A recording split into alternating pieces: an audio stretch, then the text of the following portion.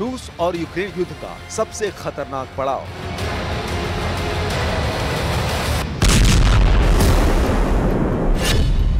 Ukraine में उठेगी तबाही की नई लहर।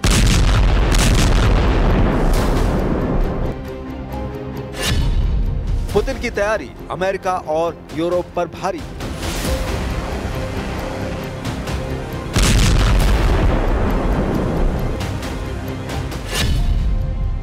वॉर जोन से आई नए महासंग्राम की आहट।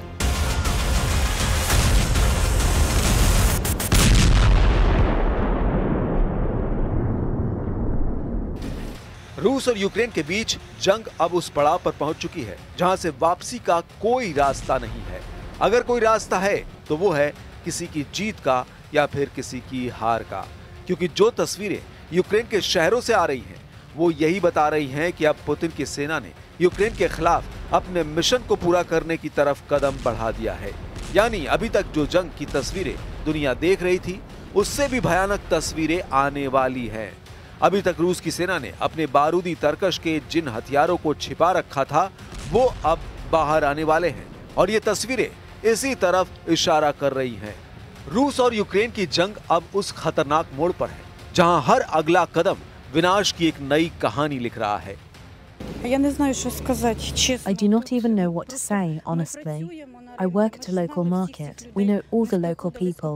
They used to shop with us. I have no words. All those children, we watched them as they grew in front of our eyes. It is so difficult, really tough. I have no words to describe it.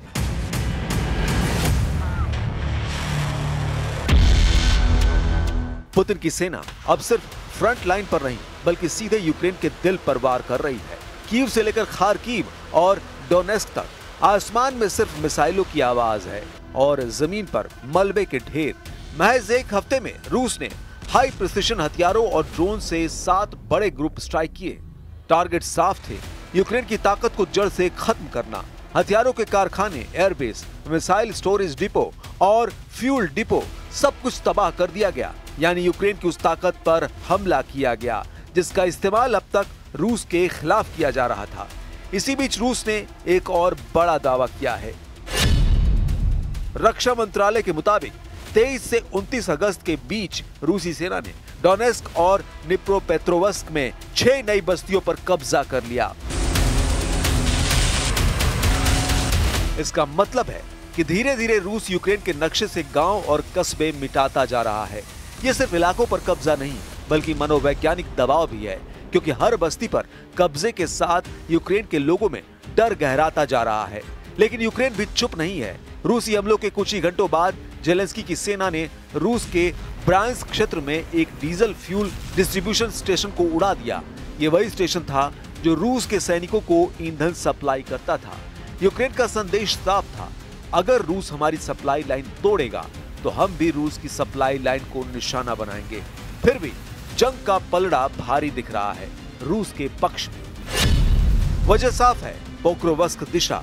यहाँ रूस ने करीब 1 लाख सैनिक तैनात कर दिए हैं। हथियारों का जखीरा जुटा लिया गया है और यूक्रेनी खुफिया रिपोर्टों के मुताबिक रूस जल्द ही इस दिशा में सबसे बड़ा जमीनी हमला कर सकता है।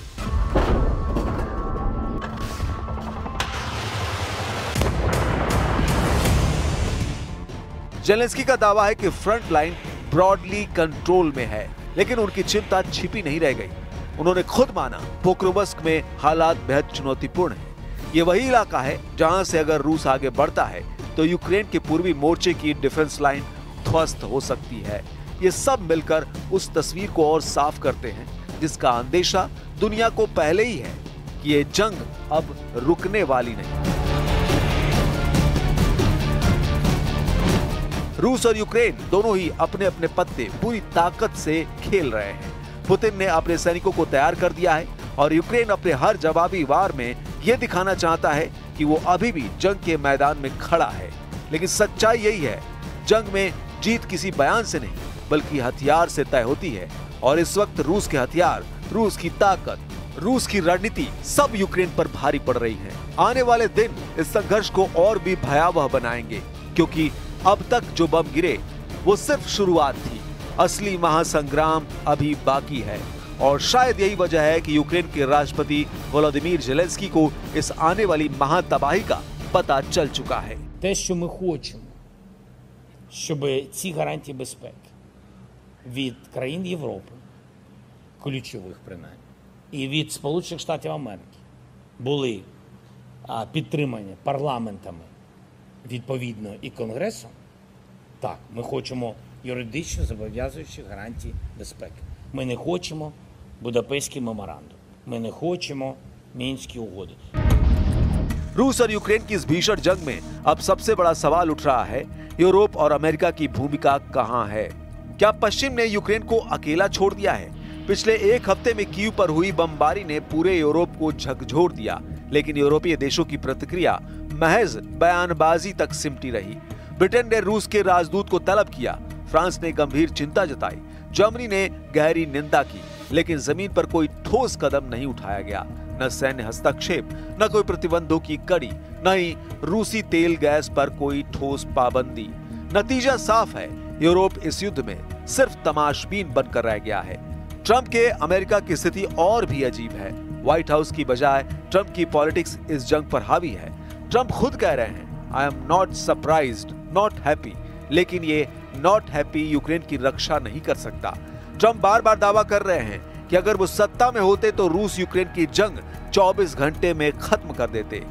लेकिन सच्चाई ये है कि ट्रंप की इस बयानबाजी से रूस और पुतिन को ही फायदा मिल रहा है। दरअसल यूरोप और अमेरिका की नाकामी दो स्तरों पर साफ दिख रही है। पहला, सैन्य मोर्चे पर यूक्रेन लगातार हथियारों और गोला बारूद की कमी से जूझ रहा है। यूरोपीय देश वादा करते हैं, लेकिन डिलीवरी देर से होती है।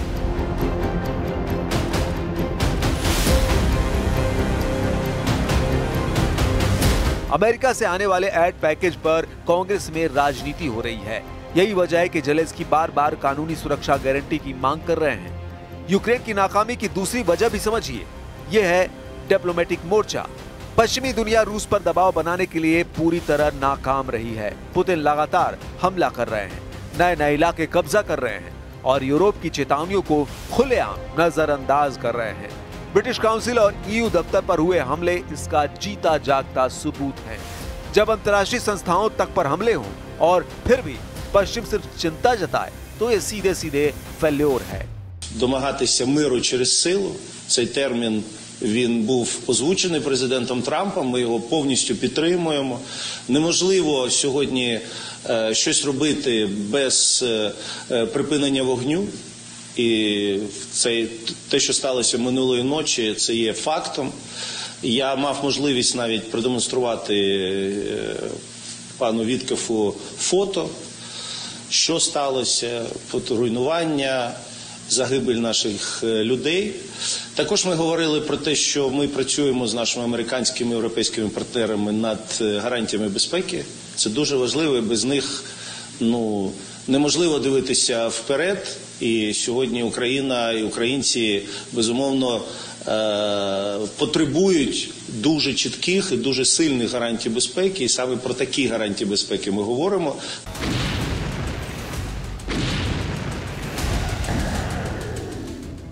ट्रंप और यूरोप की ये कमजोरी रूस के लिए एक मौका है। पुतिन जानते हैं कि पश्चिम थक चुका है, अमेरिका अपनी राजनीति में उलझा है, यूरोप अपनी आंतरिक समस्याओं, इमिग्रेशन, इकोनॉमिक क्राइसिस और एनर्जी सिक्योरिटी से जूझ रहा है। ऐसे में अगर रूस यूक्रेन में और आगे बढ़ता है तो उसे रोकने वाला कोई नहीं होगा।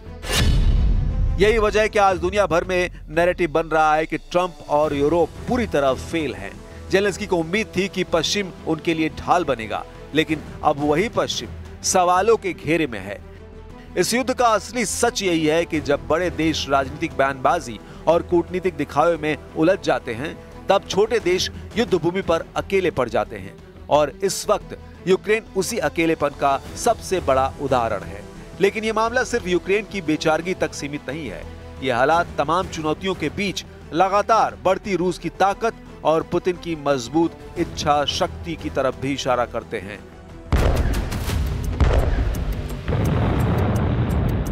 रूस यूक्रेन युद्ध के इस लंबे संघर्ष में एक सच्चाई अब साफ दिखाई दे रही है। पुतिन हर कदम सोच समझकर, रणनीति बनाकर और धैर्य से उठा रहे हैं।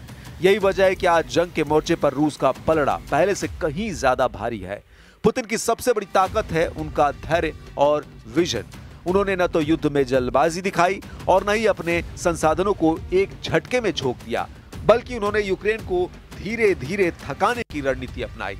एक तरफ रूस लगातार नई बस्तियों पर कब्जा कर रहा है, दूसरी तरफ वो अपनी ताकतवर मिलिट्री इंडस्ट्रियल मशीनरी को एक्टिव कर चुका है। रक्षा मंत्रालय की रिपोर्ट के मुताबिक सिर्फ पिछले 6 महीने में रूस ने मिसाइल और ड्रोन प्रोडक्शन में 40% तक की बढ़ोतरी कर दी है। इसका मतलब साफ है, जितना ज्यादा युद्ध लंबा चलेगा उतना रूस को फायदा होगा। यही वजह है कि पुतिन अब हर मामले में हाई प्रिसिशन हथियारों और ड्रोन का इस्तेमाल कर रहे हैं। दूसरी ताकत रूस की ऊर्जा राजनीति। यूरोप ने रूस से गैस और तेल खरीदना बंद करने की कोशिश की, लेकिन सच ये है कि रूस ने नए बाजार ढूंढ लिए। चीन, भारत और एशिया के कई देशों में रूसी ऊर्जा की खपत लगातार बढ़ रही है।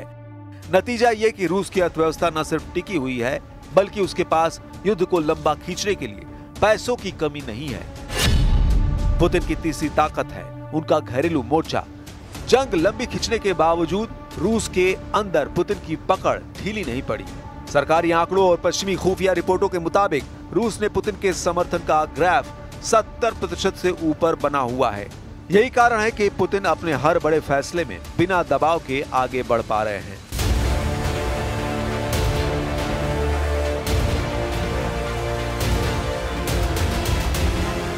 इसके अलावा पुतिन की कूटनीतिक रणनीति भी पश्चिम के लिए बड़ी चुनौती है। ब्रिक्स देशों से लेकर ग्लोबल साउथ तक रूस ने लगातार अपने लिए समर्थन जुटाया है। अफ्रीका, लैटिन अमेरिका और एशिया के कई देश रूस को एंटी वेस्ट ताकत के तौर पर देख रहे हैं। संयुक्त राष्ट्र में भले ही निंदा प्रस्ताव आते हों, लेकिन असल दुनिया में पुतिन को कूटनीतिक अकेलापन झेलना नहीं पड़ रहा। और अब चौथी और सबसे अहम ताकत, फौजी जमावड़ा। यूक्रेन के राष्ट्रपति जेलेंस्की ने खुद स्वीकार किया है कि रूस ने पोक्रोवस्क दिशा में लगभग 1 लाख सैनिक तैनात कर दिए हैं। इसके साथ ही टैंकों, तोपों और मिसाइलों का विशाल भंडार तैयार है। इसका मतलब है कि आने वाले दिनों में रूस किसी भी वक्त सबसे बड़ा जमीनी हमला कर सकता है। इन सारी बातों को जोड़कर देखें तो तस्वीर साफ हो जाती है। पुतिन न तो थके हैं, न झुके हैं और न ही रुके हैं। वो युद्ध को अपनी शर्तों पर आगे बढ़ा रहे हैं। पश्चिम की कमजोरी और यूक्रेन की थकान ने उन्हें और मजबूत बना दिया है। यही कारण है कि आज की दुनिया में ये नैरेटिव मजबूती से उभर रहा है कि अब इस जंग का फैसला पुतिन के बम से होगा। और खास रिपोर्ट में फिलहाल